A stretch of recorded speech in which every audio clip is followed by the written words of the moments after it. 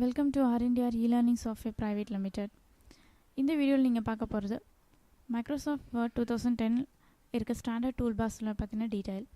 அதில் most often use பண்ணுற tape பார்த்தீங்கன்னா ஹோம் டேப். அதை அப்ளை பண்ணி என்ன மாதிரி எஃபெக்ட்ஸ்லாம் உங்கள் டெக்ஸ்ட்டு கொடுக்கலாம் அப்படிங்கிறத இப்போ பார்க்கலாம்.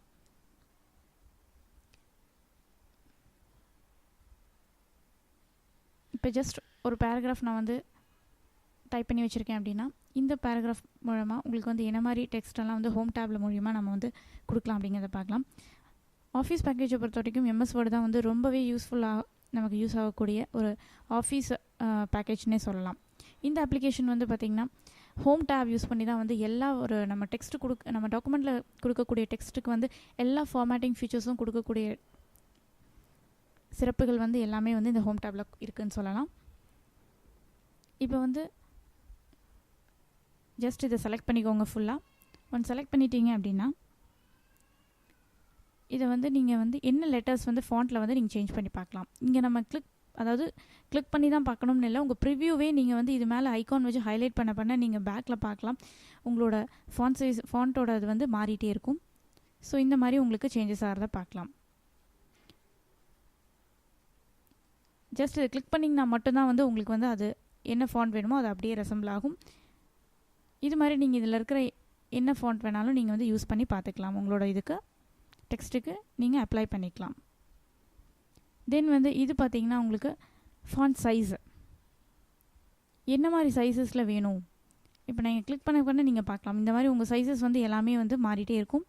அதையும் வந்து நீங்கள் ஃபாண்ட் சைஸு உங்களோட டாக்குமெண்ட்டுக்கு ஏற்ற மாதிரி ஹெட்டிங்ஸ்க்கு ஏற்ற மாதிரி நீங்கள் வந்து சேஞ்ச் பண்ணி வச்சுக்கலாம். இது வந்து போல்டு. ஒன்ஸ் நீங்கள் இதை கொடுத்துட்டீங்க அப்படின்னா உங்கள் டாக்குமெண்ட் வந்து போல்டாக இருக்கும். பார்க்கலாம். இப்போது டார்க்காக இருக்கிறத நீங்கள் வந்து பார்த்து தெரிஞ்சுக்கலாம். இதை கொடுத்துட்டீங்க அப்படின்னா இட்டாலிக், அதாவது உங்களோட வேர்ட்ஸ் வந்து எல்லாமே ஸ்லாண்டிங்காக போயிருக்கிறத நீங்கள் பார்க்கலாம். இது வந்து அண்டர்லைன். ஒன்ஸ் கிளிக் பண்ணதுமே உங்களோட டெக்ஸ்ட் வந்து எல்லாமே அண்டர்லைன் ஆகிருக்கும். அதாவது இது எதுக்காக யூஸ் பண்ணுறோம் அப்படின்னா ஏதாவது வேர்ட்ஸ் ஹைலைட் பண்ணணும் அப்படின்னு நினச்சிங்கன்னா இந்த நீங்கள் டேபை யூஸ் பண்ணிக்கலாம். மறுபடியும் அந்த இது அப்ளிகேஷன் உங்களுக்கு வேண்டாம் அப்படின்னு நினச்சிங்கன்னா நீங்கள் அப்ளை பண்ணது எகெயின் அப்படியே செலக்ட் பண்ண நிலையிலே வச்சு நீங்கள் இந்த அண்டர்லைனை வந்து மறுபடியும் கிளிக் பண்ணிட்டீங்க அப்படின்னா உங்களோட வந்து மாறிடும். இது மாதிரி தான் இட்டாலிக் போல்டு எல்லாமே எடுத்து விடுறக்கும் நீங்கள் வந்து இதை மாற்றிக்கலாம். இது வந்து பார்த்திங்கன்னா க்ரோ ஃபாண்ட், அதாவது ஃபாண்ட் சைஸை வந்து நீங்கள் அதிகப்படுத்தணும் அப்படின்னு நினச்சிங்கன்னா இது மூலிமா நீங்கள் அதிகப்படுத்திக்கலாம். இது வந்து ஷ்ரிங்க் ஆகிடும், உங்களுக்கு வந்து சின்னது பண்ணிவிடும் இந்த ஃபாண்ட்டை. இது பார்த்திங்கன்னா சேஞ்ச் கேஸ், அதாவது உங்களுக்கு அப்பர் கேஸாக வேணுமா, அதாவது கேபிட்டலில் வேணுமா இல்லை கேபிட்டல் லெட்டர்ஸ் இல்லாமல் வேணுமா அப்படிங்கிறது முடிவு பண்ணுறதுக்கான ஆப்ஷன் இது. ஸோ இது மாதிரி நீங்கள் ஒவ்வொன்றும் அப்ளை பண்ணி பார்த்துக்கலாம். இதில் லோயர் அப்பர் கேஸ் அப்படின்னு சொல்லி கொடுத்துட்டோம் அப்படின்னா இருக்கிற வேர்ட்ஸ் வந்து உங்களுக்கு அப்ளை எல்லாமே பார்த்திங்கன்னா மாறிடுச்சு, கேபிட்டல் லெட்டர்ஸில் வந்துருச்சு. எகெயின் வேண்டாம், இது உங்களுக்கு வந்து இந்த மாதிரியே இருக்கட்டும், லோயர் கேஸ்லேயே இருக்கட்டும் அப்படின்னு நினச்சிங்கன்னா மறுபடியும் லோயர் கேஸை கிளிக் பண்ணிக்கலாம். ஸோ இந்த மாதிரி ஸ்ட்ரைக் த்ரூ அப்படின்ற ஆப்ஷன் வந்து பார்த்திங்கன்னா இதை கிளிக் பண்ணிட்டீங்க ஒன்ஸ் அப்படின்னா உங்களுக்கு வந்து அவ்வளோதான். உங்களுக்கு எந்த இடத்துல வச்சு நீங்கள் பண்ணுறீங்களோ அந்த இடம் வந்து உங்களுக்கு வந்து டோட்டலாக வந்து ஸ்ட்ரைக் அவுட் ஆகிடும். இந்த மாதிரி ஏதாவது இந்த லைனை மட்டும் செலக்ட் பண்ணி பண்ணவும் அது மட்டும் உங்களுக்கு இதாகிடுச்சு. சப்ஸ்கிரிப்ட், அதாவது ஒரு ஸ்மால் லெட்டர்ஸ் வந்து நீங்கள் க்ரியேட் பண்ணணும் அப்படின்னு நினச்சிங்கன்னா ஹேண்டில்ஸ் ஆகட்டும், இந்த மாதிரி நீங்கள் ஒரு ஃபார்முலாஸ் எல்லாம் கொடுக்கும்போது மேக்ஸ் டெரிவேஷன்லாம் கொடுக்கும்போது நீங்கள் ஃபார்முலாஸில் கொடுக்கணும் விரும்பும்போது கீழே கேப்ஷன்ஸ் கொடுக்கணும்னு நினச்சிங்கன்னா இந்த மாதிரி நீங்கள் கொடுத்தீங்கன்னா உங்களுக்கு வந்து அது மாறிடும். இது வந்து உங்களுக்கு அபோவில் கொடுக்குறதுக்காக மாறும்.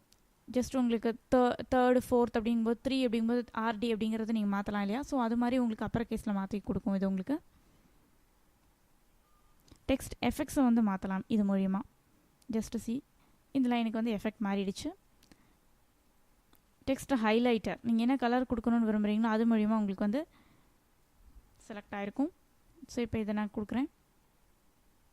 உங்களுக்கு வந்து அந்த டெக்ஸ்ட் கலர் வந்து நீ இதை செலக்ட் பண்ணவும் அந்த க்ரீன் கலரில் மாறி இருக்கும். உங்களுக்கு ஃபாண்ட் கலர் இதில் மாற்றணும்னு விருப்பப்பட்டேன்னா இதில் போய் பிளாக் அப்படிங்கிறத என்ன கலர் வேணுமோ நான் சூஸ் பண்ணிக்கலாம். ஸோ வந்து அந்த கலர் உங்களுக்கு மெரூனில் அது மாறிடும்.